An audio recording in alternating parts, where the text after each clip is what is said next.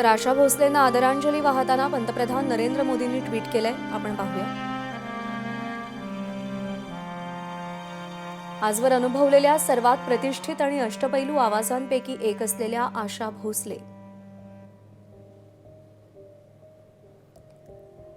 त्यांच्या निधनानं तीव्र दुःख झालं।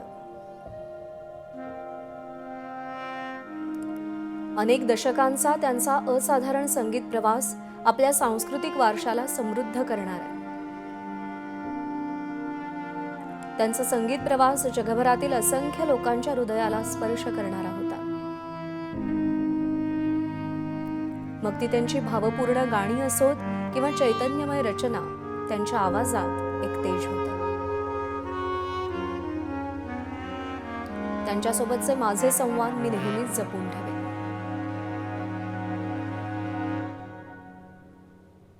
त्यांच्या कुटुंबियांना, चाहत्यांना आणि संगीत प्रेमींना माझ्या संवेदना।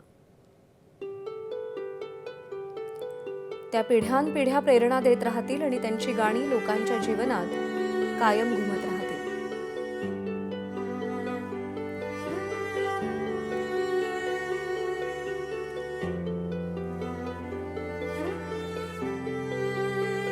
आशाताईंच्या जीवन प्रवासावर ग्राफिक्सच्या माध्यमातून एक एबीपी माझा, उघडा डोळे बघा नीट।